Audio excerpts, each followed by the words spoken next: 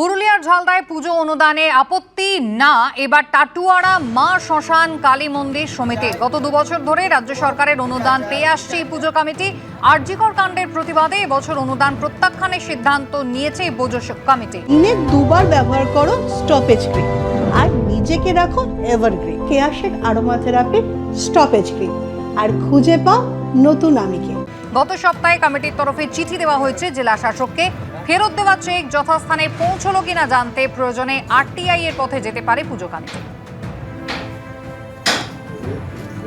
অনুদান 3 বছর, গত 3 বছর 2 বার পেয়ে আনছে, এবার 3 বছর। এবছরও তো পাবেন? হ্যাঁ পাবো, কিন্তু আমরা এই বছর নিচ্ছি না। কেন নিচ্ছেন না? কেন? ওই আরজিকর কাণ্ডের জন্য। অ্যাকচুয়ালি এখনও যে তিলোত্তমার বিচার পাওয়া গেল না, তার জন্যই আমরা প্রত্যাখ্যান করেছি। পুজো কমিটির নাম হচ্ছে টাটুয়াড়া মা শ্মশানকালী মন্দির সমিতি। আরে আমরা সরকারি অনুদান পাবো, কিন্তু এবারে ওই যে কলকাতাতে যে মর্মান্তিক কাণ্ডে যে আরজিকর ঘটনা হয়েছে, সেই ঘটনাতে আমরা এবছর আমাদের ক্লাবের যে যত সদস্যগণ আছে 50-60 জন, আমরা সব মিটিং করে রেজুলেশন করে আমরা সব চুক্তি পরামর্শ করে আমরা ডিসিশন নিয়েছি যে এবছর আমরা এই আরজিকর কাণ্ডে সঠিকভাবে বিচার চাই। বিচার না হওয়া তক আমরা এই অনুদান নিতে পারছি না।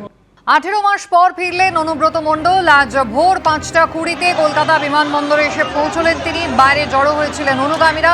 অনুব্রত মণ্ডলের সঙ্গে রয়েছেন তার কন্যা সুকন্যা মণ্ডল। সকাল 9টার কিছু পরে বোলপুরের নিচু পট্টিতে নিজের বাড়িতে পৌঁছে গেলেন অনুব্রত মণ্ডল।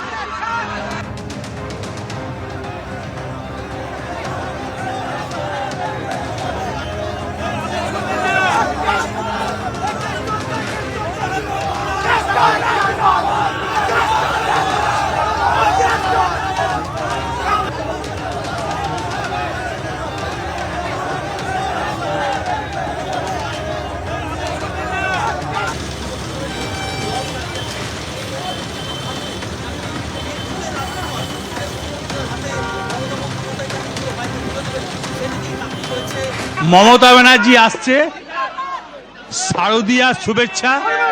মমতা ব্যানার্জিকে আমি ভালোবাসি,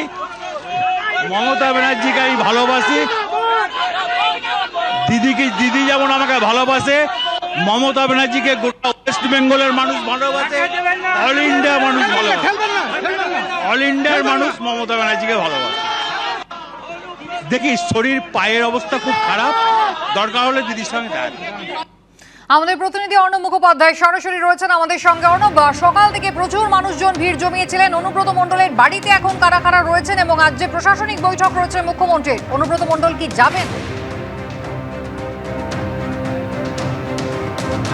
দেখো, অনুব্রত মণ্ডল এখানে আসার পথে বিভিন্ন জায়গায় তৃণমূল কর্মীরা বোলপুর যে বাইপাস রয়েছে অর্থাৎ NH2B যেটা রয়েছে সেখানে বিভিন্ন জায়গায় জড়ো হয়েছিলেন। এমনকি স্টেশন রোড থেকে প্রায় মিছিল করে তার কনভয়টা নিয়ে আসা হয়। সেখানে কাঁচ নামিয়ে অনুব্রত মণ্ডল কখনো তাদের প্রতি নমস্কার করেন, কখনো হাত নাড়েন, এরকম করতে করতে আসেন। কিন্তু এখানে আসার পর তার যে বাড়িটি রয়েছে, এই নিচুপট্টির যে বাড়ি, তার ভেতরে তিনি চলে যান এবং ভেতরে গিয়ে যে চেয়ারটি রয়েছে, দেখো এখানে আগের পোস্টার রয়েছে যে জেলা সভাপতির বাড়িতে সাক্ষাৎ করার জন্য কেউ ভিড় করবেন না, এরকম লেখা রয়েছে। আমরা জানি যে বীরভূমের জেলা সভাপতি ছিলেন অনুব্রত মণ্ডল এবং তার যে এখানে তিনি বসেন ঠিক সেই জায়গা থেকে তিনি বসেন এবং বীরভূমের কোর কমিটির এক সদস্য সেখানে ছিলেন শুধুমাত্র, আর কিন্তু কেউ সেভাবে তার সঙ্গে দেখা করতে পারেননি। এমনকি আমরা দেখেছি যে চন্দ্রনাথ সিনহা থেকে শুরু করে বিধায়ক যারা এসেছিলেন তারাও দেখা করতে পারেননি। একটু আগে জেলা সহসভাপতি মলয় মুখোপাধ্যায় বলেছেন যে অনুব্রত মণ্ডল তিনি যথেষ্ট ক্লান্ত এবং সেই কারণে তিনি কিছুক্ষণ নিচে বসার পরেই তিনি ওপরে চলে গিয়েছেন এবং বাড়ির ওপরে গিয়ে তিনি আপাতত ফ্রেশ হবেন। ফ্রেশ হওয়ার পর ফের তিনি নিচে আসবেন এবং এখানে তুমি দেখো যে এই এত মানুষ তারা জড়ো হয়ে রয়েছেন যে যদি অনুব্রত মণ্ডলের সঙ্গে দেখা করা যায় সেই কারণে। তার কারণ বীরভূমের রাজনীতিতে, তৃণমূলের রাজনীতিতে অনুব্রত মণ্ডল একটা বড় নাম এবং সেই জায়গা থেকে তৃণমূল কংগ্রেসের যারা কর্মীরা রয়েছেন তারা কিন্তু তার বাড়ির সামনে তার সঙ্গে দেখা করার জন্য রয়েছেন। যদিও তিনি ঘরে ঢোকার পরে কারোর সঙ্গেই সেভাবে দেখা করেননি। এখন তিনি ক্লান্ত, যেটা এখন দলীয় সূত্রে জানা যাচ্ছে। পরে তিনি ফ্রেশ হয়ে এসে তিনি এখানে বসে কর্মীদের সঙ্গে বা কারোর সঙ্গে দেখা করবেন কিনা সেটা একটা যেরকম বিষয় রয়েছে। দ্বিতীয় বিষয় রয়েছে মুখ্যমন্ত্রীর সঙ্গে সাক্ষাৎকার।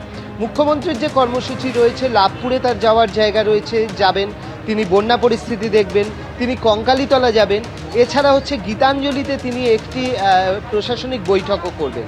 এখন এই অনুব্রত মণ্ডলের যে বাড়ি, সেখান থেকে তিনি প্রশাসনিক বৈঠকের ওই চত্বরে গিয়ে কি কোথাও দেখা করবেন, নাকি এই প্রশাসনিক বৈঠক হয়ে যাওয়ার পরে তার সঙ্গে মুখ্যমন্ত্রীর কোথাও সাক্ষাৎ হবে, সেই একটা সম্ভাবনা কিন্তু দেখা দিচ্ছে। প্রশাসনিক বৈঠকে যাওয়ার একটা আলোচনা থাকলেও যেটা মনে করা হচ্ছে যে মূলত প্রশাসনিক বৈঠকের পরবর্তী কোনো একটা সময় অনুব্রত মণ্ডলের সঙ্গে মুখ্যমন্ত্রীর সাক্ষাৎকার হতে পারে, এবং যদি মমতা বন্দ্যোপাধ্যায় আজকে বীরভূমে থাকেন সেক্ষেত্রে রাঙাবিতানে থাকলে একটা সম্ভাবনা আছে, কিন্তু পুরোটাই সম্ভাবনা।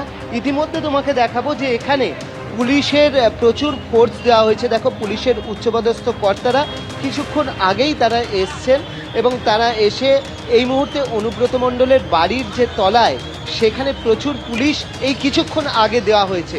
অর্থাৎ একটা আয়োজন করা থাকছে যে অনুব্রত মণ্ডল তিনি মুখ্যমন্ত্রীর সঙ্গে সাক্ষাৎ করতে যান, অথবা মুখ্যমন্ত্রী আসার পথে কোনোভাবে অনুব্রত মণ্ডলের সঙ্গে সাক্ষাৎ যদি করেন, সেই কারণে পুলিশি আয়োজন কিন্তু একটা দেখা যাচ্ছে। এখন সম্ভাবনা পুরোটাই পরবর্তী সময় বোঝা যাবে যে আদৌ এই যে এতদিন বাদে অনুব্রত মণ্ডল ফিরলেন, তার জেলায় থাকা সত্ত্বেও মুখ্যমন্ত্রী মমতা বন্দ্যোপাধ্যায় বা তৃণমূল নেত্রী মমতা বন্দ্যোপাধ্যায় তার সঙ্গে সাক্ষাৎ করলেন কিনা। একেবারেই অর্ণব, ধন্যবাদ। 18 মাস পরে ফিরেছেন অনুব্রত মণ্ডল, আর তাঁর ফেরার পর কি বলছেন স্থানীয় তৃণমূল নেতৃত্ব, শুনুন। যারা আমাদের দাদাকে অকথ্য ভাষায় গালাগালি দিয়েছিল, আমরা আমাদের হিসাবটা বুঝে নেবো এবার। কোথেকে আসছেন আপনি? আমি নাগতলা উদয়ন সংঘ পাট্টদার বাড়ির পাশ থেকে এসেছি। ওর বলেছিল বাঘ যখন জেলে থাকে ট্যাক্সিওয়ালা চিৎকার করে, বাঘ এবার বাইরে চলে এসছে, সব পালাবে এবার। এই বাঘ মন্তব্যে কিন্তু কোনো উত্তর দিতে চাননি অনুব্রত মণ্ডল, কোনো বিতর্কে তিনি জড়াবেন না, এমনটাই বলেছেন আজ সকালে। দেখুন, আমি বলি, আমি এতদিন পর ফেললাম, 2 বছর পর ফেললাম, 2.5 বছরের মতন। সবাই ভালো থাকুক। মমতা ব্যানার্জি বীরভূম আসছে না, শরীর একটু অসুস্থ, পায়ের বেদনা, কোমরে বেদনা। দেখুন, আমি কোনো বিতর্কে যেতে রাজি নয়। আমি কোর্টকে সম্মান করি, কোর্টের আইন আমি মেনে চলি। দিদির সঙ্গে দেখা হবে মমতা বন্দ্যোপাধ্যায়? শরীর যদি ভালো থাকে, দিদি ভালো থাকুক, দিদির জন্য আমি আছি, বরাবরই থাকবো। এর আগে অনুব্রত মণ্ডলের জামিনের পর তাঁকে নিয়ে কি বলেছিলেন মন্ত্রী ফিরহাদ হাকিম, এবার শুনুন। ও বীরভূমের বাঘ বীরভূমের বাঘই থাকবে। আমি বলেছিলাম বীরভূমের বাঘ খাঁচায় আটকে বেশি দিন রাখা যাবে না। খাঁচায় যখন বাঘ আটকে থাকে তখন শিয়ালরা, হায়নারা হুম হুম করে, কারণ বাঘ ভেতরে আছে বলে। সেই বাঘ বেরিয়ে গেলে আবার তারা ল্যাস তুলে পালায়। এই ওখানকার বিরোধীরা ল্যাস তুলে আবার পালিয়ে যাবে। আমরা খুব আনন্দ, যে আমাদের একজন নেতা তিনি বীরভূমে ফিরবেন। রাজনৈতিকভাবে অনেকদিন তাকে আটকে রাখা হয়েছে, কিন্তু সত্যের জয় হবে এবং সত্যের জয় হচ্ছে। তাই কেজরিওয়ালজিও বেল পেলেন, অনুব্রত মণ্ডলও বেল পেলেন। যারা বিরোধী দলনেতাদের আটকে রাখা হয়েছিল তারা সবাই এক এক করে বেল পাচ্ছে। বীরভূমের বাড়ি আসতেই অনুব্রত মণ্ডলের সঙ্গে দেখা করতে এলেন তৃণমূলের বীরভূম জেলার সাধারণ সম্পাদক সুদীপ্ত ঘোষ, বোলপুর পুরসভার চেয়ারপারসন পর্ণা ঘোষ, নলহাটি তৃণমূল বিধায়ক রাজেন্দ্র সিংহ। বাড়ির নিচের তলার অফিসে অনুব্রত মণ্ডলের সঙ্গে দীর্ঘক্ষণ কথা বলেন তারা। মন্ত্রী চন্দ্রনাথ সিংহ, সিউড়ির বিধায়ক বিকাশ রায়চৌধুরী, বীরভূম জেলার প্রাইমারি স্কুল বোর্ডের চেয়ারপারসন প্রলয় নায়েকরা ঢুকতে চাইলে তৃণমূল নেতা তাঁদের ইশারা করে পরে আসতে বলেন।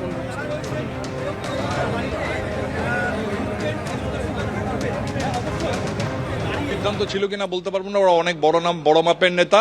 তবে অনুব্রত মণ্ডল দীর্ঘ কয়েক ঘন্টা জার্নি করে দিল্লি থেকে ফিরে এসে সোজা রাস্তা দিয়ে উনি এসেছেন এবং এখানে পৌঁছেছেন। স্বাভাবিক কারণে তার শারীরিক অবস্থাও খুব একটা ভালো নেই, শুনলাম তার পায়েও ব্যথা হচ্ছে। এই চান টান করার পর তিনি নামবেন হয়তো, সেই জন্যই তখন তারা দেখা করতে পারেননি।